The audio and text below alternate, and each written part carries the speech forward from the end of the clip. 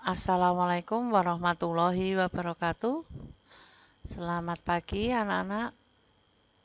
Ketemu kembali dengan Bu Tuti untuk materi PKN. Kita lanjutkan ke bab 2, yaitu pertemuan sebelum kita melaksanakan PH pertama kemarin. Kita sudah membahas tentang materi bab 2, yaitu di subpokok bahasan yang A tentang konstitusi.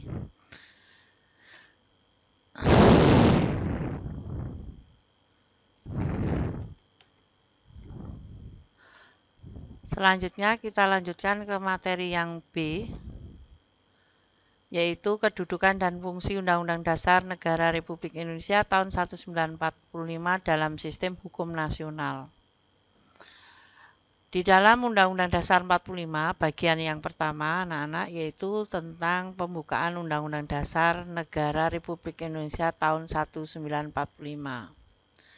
Yang pembukaan ini setiap hari Senin, anak-anak tentunya selalu mendengarkan, dan dari pembukaan Undang-Undang Dasar 45 ini merupakan sumber motivasi dan inspirasi, tekad, semangat, serta cita-cita hukum dan moral yang selalu ditegakkan. Dengan demikian bahwa Undang-Undang Dasar 1945 memberikan landasan kokoh untuk kelangsungan negara Indonesia. Itu dibuktikan yaitu pada waktu adanya amandemen Undang-Undang Dasar 45, anak-anak, yaitu amandemen pertama itu tahun 1999, di mana ada kesepakatan dasar MPR dalam melaksanakan amandemen atau perubahan Undang-Undang Dasar Negara Republik Indonesia tahun 1945. Antara lain adalah bahwa MPR sudah sepakat untuk tidak akan mengubah pembukaan Undang-Undang Dasar Negara Republik Indonesia. Pada pertemuan sebelumnya, saya sudah juga menyampaikan bahwa pembukaan Undang-Undang Dasar Negara Republik Indonesia tahun 1945 adalah merupakan stat fundamental norm, aturan dasar berdirinya negara Indonesia. Ibaratnya rumah adalah pondasi pembukaan itu, sehingga kalau pembukaan itu dirubah, pondasi rumah dirubah, otomatis rumahnya akan roboh. Lah demikianlah kedudukan pembukaan Undang-Undang Dasar 45.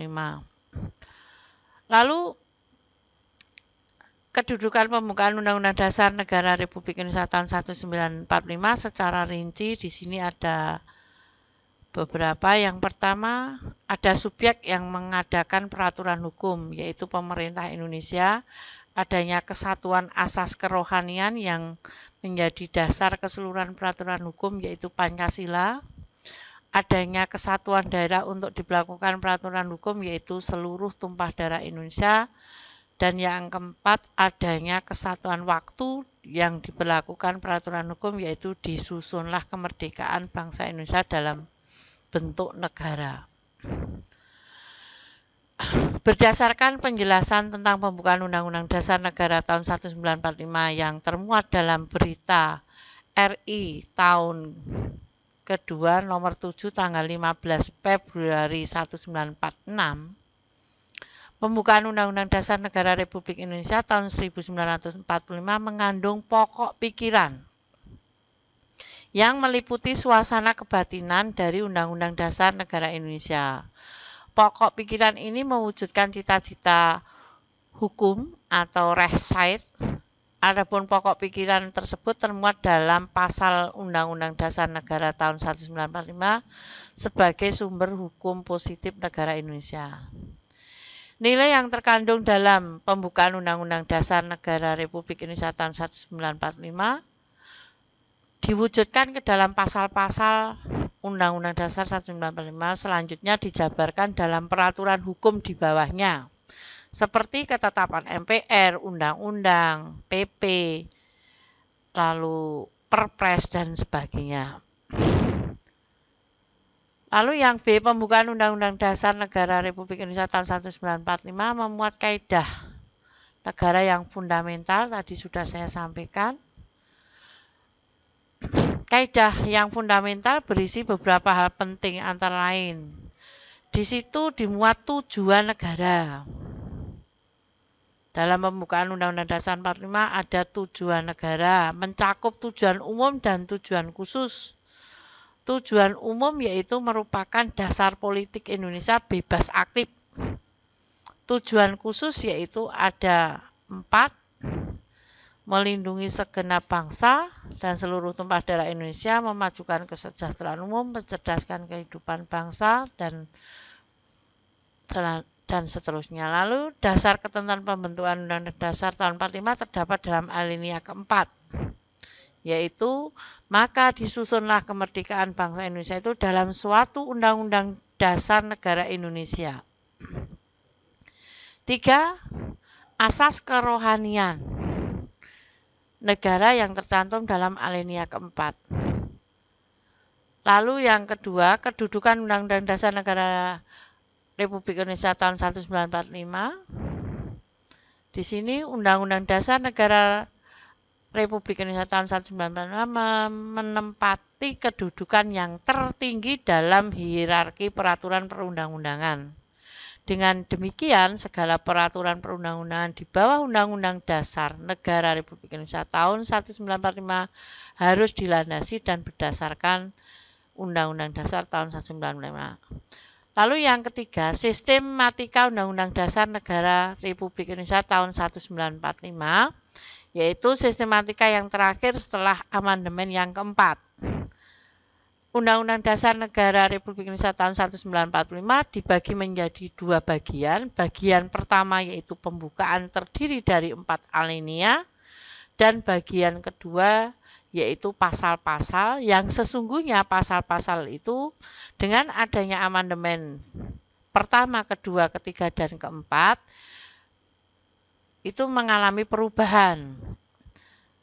Dari 16 bab berubah menjadi 21 bab, dari 37 pasal menjadi 73 pasal, dari 49 ayat menjadi 170 ayat, dan dari 4 pasal aturan peralihan menjadi 3 pasal, dan 2 ayat aturan tambahan menjadi 2 pasal. Itu sistematika Undang-Undang Dasar 1945. Diingat, yaitu pembukaan dan pasal-pasalnya. Lalu sifat Undang-Undang Dasar 45 ada 4. Tertulis, singkat, karena hanya memuat aturan pokok saja.